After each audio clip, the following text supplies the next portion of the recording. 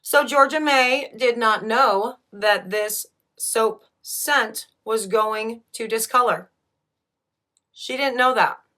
And there's your teaser leading into all of this. And I'm going to tell you more about all of this in just a minute. But before I do, hello, I am Mrs. Soap and Clay. Let's make stuff.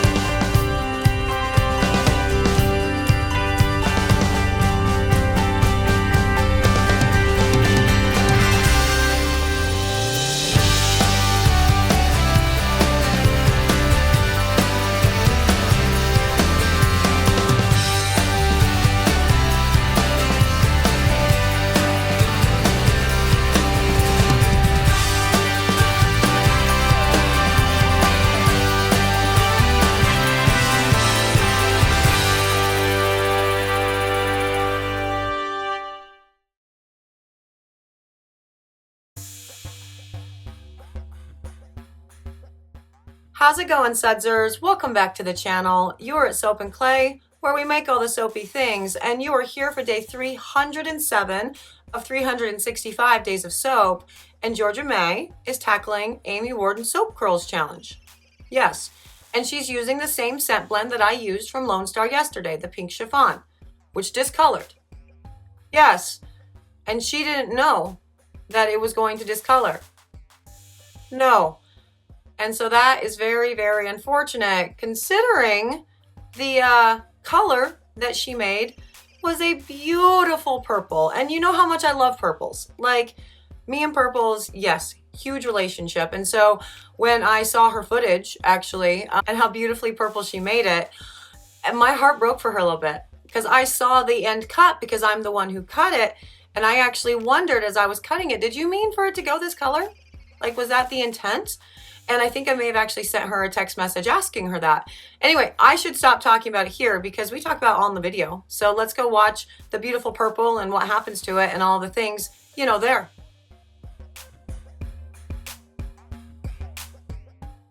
So it is Georgia May's turn at the soap challenge, curls challenge.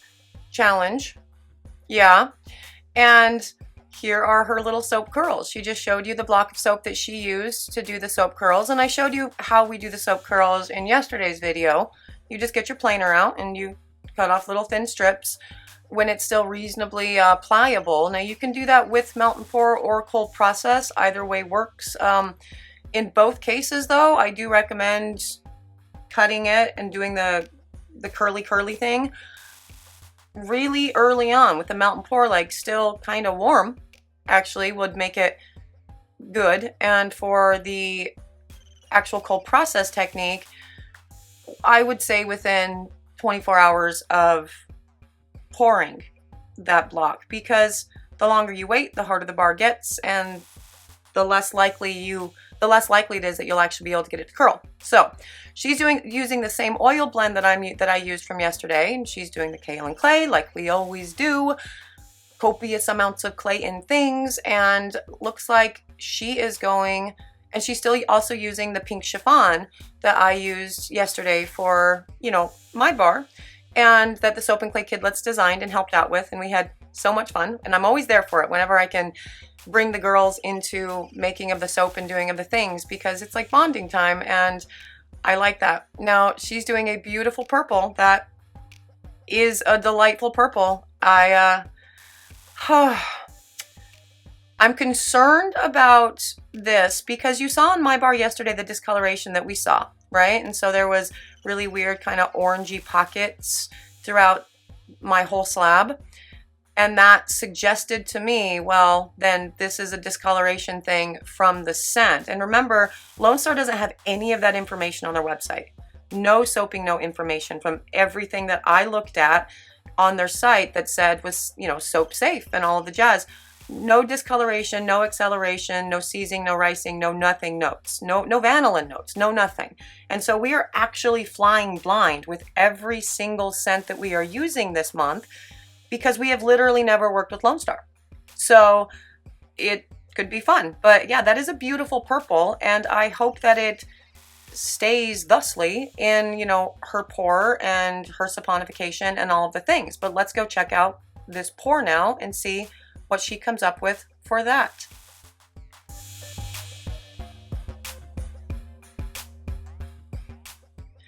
And onto her pour, and as you can see, she has way more soap curls than I did. And I think she's also using a couple of my soap curls in there too, which is fun and cool and awesome. And yeah, the kiddos, they just kind of wanted to do the, they put in the soap curls as they wanted, and fine. That was cool. Like, they enjoyed that process, and when they decided there was enough in there, cool, awesome, let's pour, let's do the thing. And that's what we did. And so that is, we ended up with fewer curls, and I mean, either way works. You saw the Champagne Problems pour, which was a ton of curls, and the one from yesterday that the Soap Like Kidlets and I did, and not as many curls, and this would be sort of like a happy medium type curl situation thing. And since we are pouring this again, we're pouring this double high, and so instead of like using a slab and just pouring essentially like enough to make one batch of soap, and so what you see on the top is what you see and then the bottom is the bottom, we are pouring this double high and then splitting them obviously into their own chunks to look like soap bars, but then those chunks are getting split in half again from top to bottom to reveal another pattern. So essentially this soap is being poured 2 inches high. And yes, because I did find when I was doing the Champagne Problems bar, I did a single slab, and the amount of extra work, cleanup work at the end of it, I mean, you have to do cleanup work with the curls thing anyway, like no matter what, there's kind of no getting around it as far as trimming off the little pieces that kind of stick up out the, you know, whatever, the trimming, yes. But I found that pouring just a single depth bar in a slab with the soap curls, it wasn't actually, it meant that I had to do more cleanup work. And so when I poured a double batch and I got to split them in half, it was better than. And I liked those bars better anyway, because you're revealing like an internal pattern, and all of these little short ones that she's putting in that have now been covered up. It's cool. They'll exist in some bars and not in others, and it's all amazing. And so yeah, now it's just an issue of getting all of the rest of the soap in there. And as you can see, her batter thickened up pretty quickly. Did mine? I don't remember if my batter got super thick, but there's also that. So yeah, just put all the rest of your soap curls in, do the things, and then get your soap batter in the mold, the rest of it, and make sure it's all covered. Now, when soap batter gets thick in something like this, it actually does become problematic, because you need to fill all of those little voids, all those little blank spaces within the curls themselves. And if you have a really thick soap batter, I mean, good luck. You're going to end up with air pockets, and it's not going to be fun. And you'll have to, you know, do a lot of cleanup work to make sure that that's not an issue with the finished product that you're going to sell. And so yeah, thick soap batter is not good for something like this. But you know me, I don't like thick soap batter in general. That's just no. But yeah, so this is going to be a little bit of a challenge, I think, for her to get all the rest of the soap into the crevices, because I see a couple of those, like that kind of rose colored one in the upper left corner. There are a lot of curls in that guy to get soap into right now, and her soap is thick. So I would be getting like very anxious right now if this were my pour. I mean, not really anxious, just knowing that this is we're gonna be banging the crap out of it to put it into, you know, all of the things. And I'm also interested to see if she ends up having to push her bars to squish them like we did yesterday. Because, you know, we prepped the wrong mold for what we were doing, the Soap and Quick Kidlets and I. And I noticed that Georgia is using the same mold. So she may end up having to squish this together and move that block anyway, just in order to get enough soap to cover her, all of her curls, really. So we'll see. And this will be put in the oven for C-Pop and Gel for a number of reasons. A, because we C-Pop and Gel everything. So that speeds up saponification, makes your bars look nice and pretty and smooth and shiny. And 2, we want to give that purple a fighting chance, but as you can see, you know, rewind it. Look at what it looked like before she put the scent in, and look at what it looks like now. It's going gray. And she did not have a gray soap batter before she put the pink chiffon in. So, I don't know, I'm curious to see the cut, but I'm going to assume that, yeah, I'm thinking it probably, the pink chiffon probably discolors. I mean, because we're watching it literally discolor. So, there's that.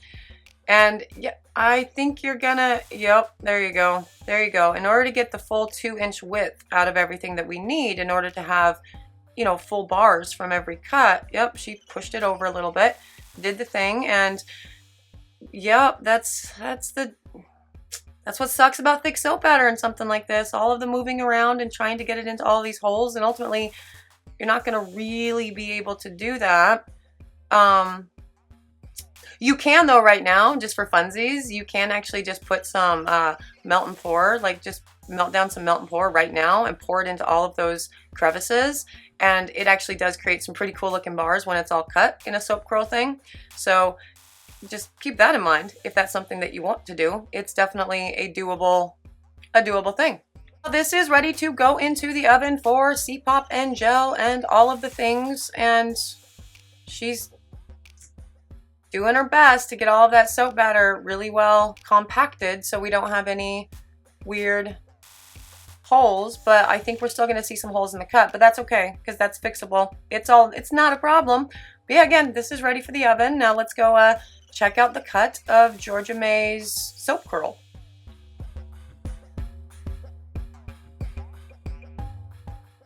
All right, day 2 and on to the cut, and as you can see, there's some weirdness going on. This scent definitely discolors. Pink chiffon discolors.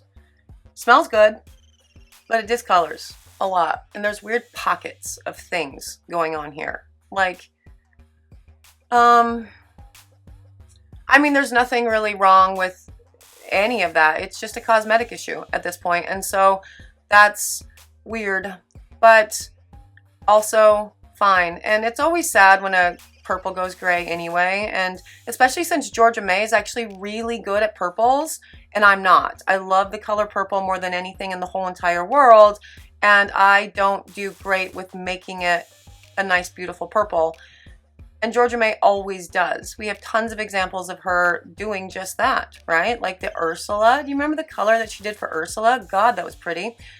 And yeah, so this graying for a bar that's hers is actually very sad. Me and a gray purple, that totally makes sense. Like, that's to be expected because I don't use enough micas and, you know, whatever. But for her, yeah, that sucks. That sucks. But again, this is what we're working with testing out brand new scents that we've never used. And, you know, that is for the soap challenge thing. The thing that Amy Warden says first and foremost in every single challenge. Use an oil that you are familiar with, that you're comfortable with.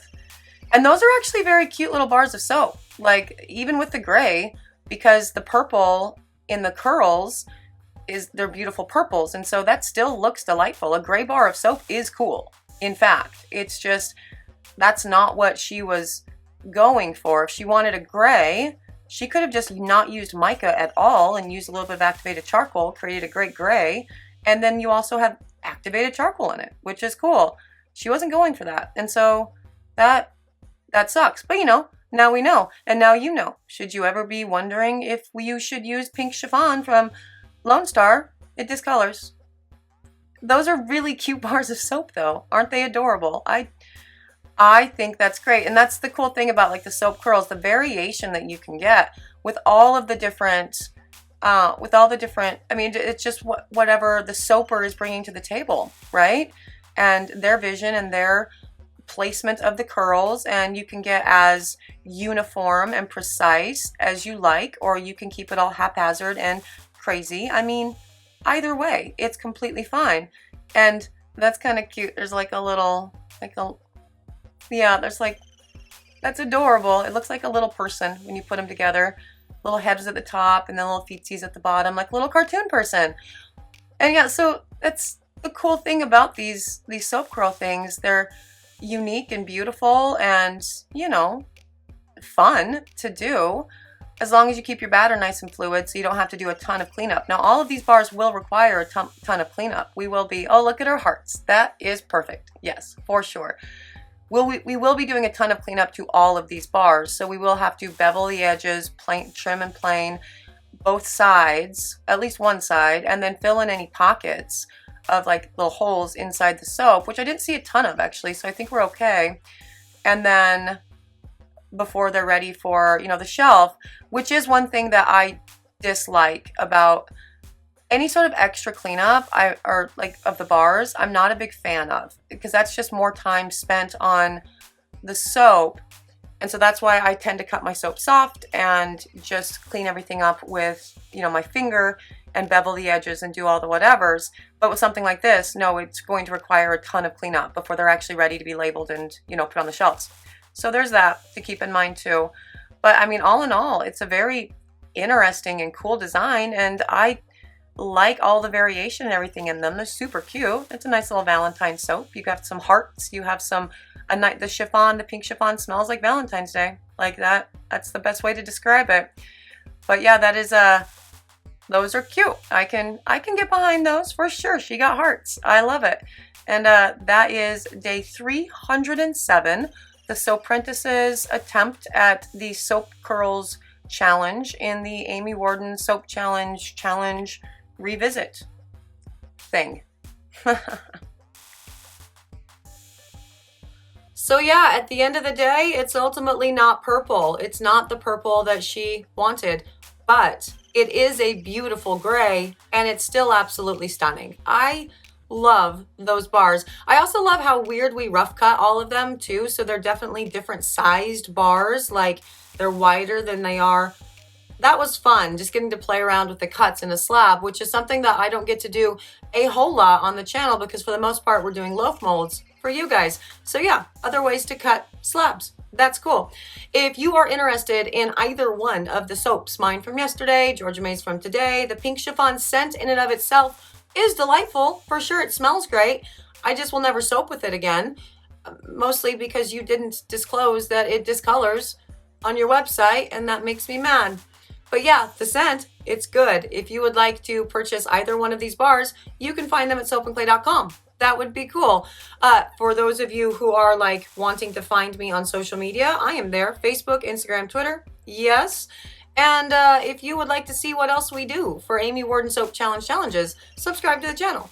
That would be awesome. I would love that forever. For those of you who are subscribed to the channel, hey, thank you. You're awesome, and I love you forever.